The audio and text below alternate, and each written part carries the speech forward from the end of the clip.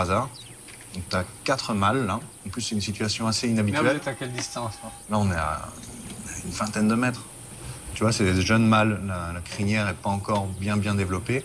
Puis ils sont pas encore vraiment bardés de blessures, quoi. Donc c'est une bande de 3 et puis un isolé là qui s'était retrouvé. Alors celui qui est isolé, apparemment, il a un harem. Et puis les 3 autres, ben, ils en cherchent un. Donc à la fois dans des aires protégées qui fonctionnent bien comme ça, tu as la diversité en nombre d'espèces et puis tu as l'abondance. Ouais. Donc là, on est tombé sur un troupeau de 1500 buffles.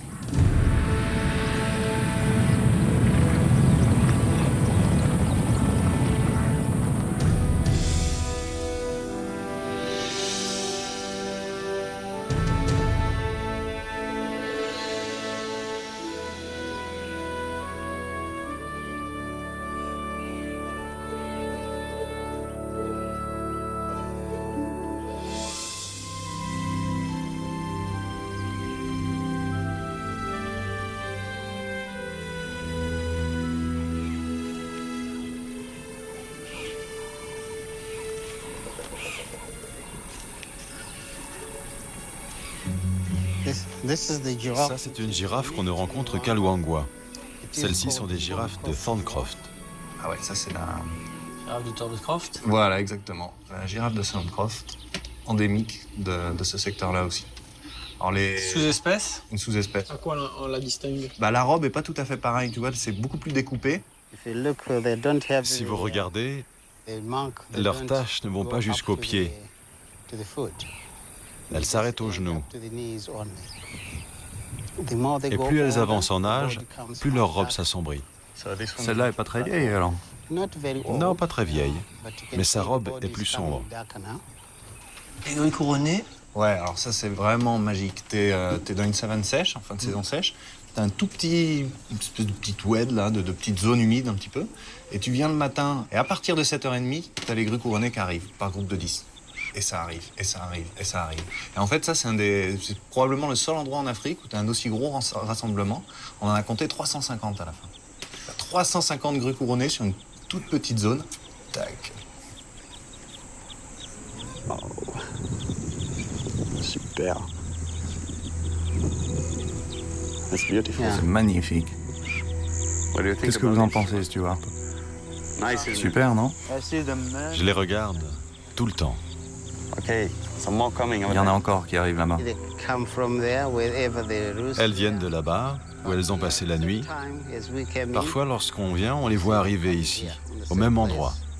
Elles y passent l'après-midi et la soirée. Et puis elles repartent. Tous les jours.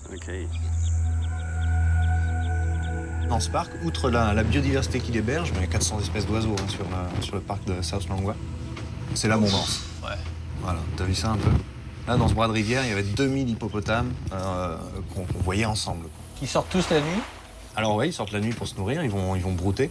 Et alors t'imagines, en termes de fonctionnalité, encore une fois, 2000 hippopotames, ils bouffent tous à peu près 40 kg de végétaux par jour. Donc t'imagines l'impact que ça a sur l'environnement tout autour. Tout autour, c'est râpelé, c'est une prairie. Et tout ça est rejeté dans la rivière. Et ça, c'est un rôle pour l'ensemble de l'écosystème. Ils ont montré dans certains grands lacs africains que depuis la disparition de l'hippopotame, il y avait beaucoup moins de poissons. Voilà, les colonies de guépiers carmins ou guépiers écarlates du South Luangwa. Tiens, tu vois les nids là? Là, tu as à peu près 500 guépiers qui sont sur le bord d'érosion du méandre, quoi.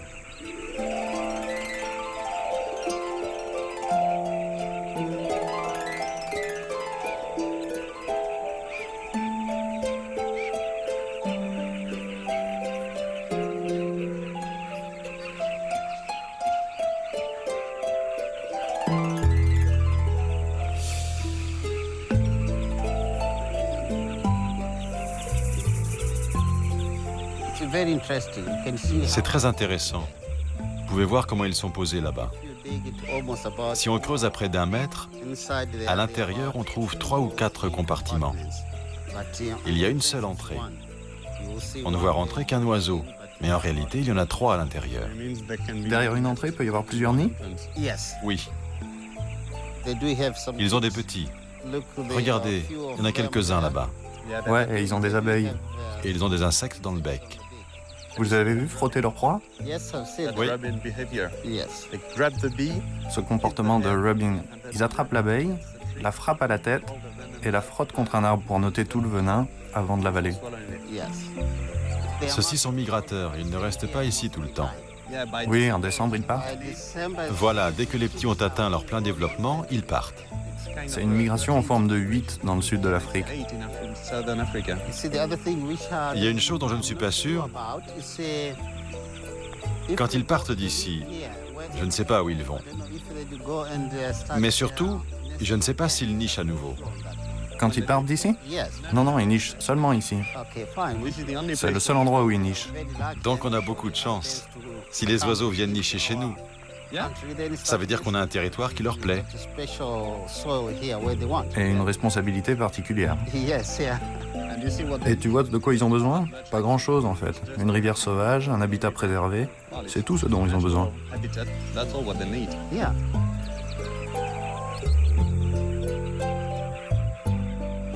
Quand tu vois ici, là, au Mozambique, avec la guerre, et même d'ailleurs pendant la colonisation, il n'y a plus un animal, enfin en tout cas dans ces régions-là, alors qu'on n'est pas très loin de la Tanzanie. Ça commence à revenir, mais je pense que les Makwa ici, ils auront du mal à cohabiter quand ça va revenir, parce que là, toute une génération qui a perdu le sens, quoi, tu vois. Et puis tu vois très bien comment ça se passe avec nous. Nous, quand on a le retour des grands prédateurs, il y a levée de boucliers, il y a panique, etc.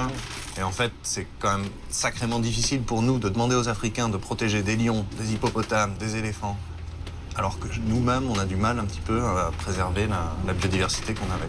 Un euphémisme, on baisse les bras.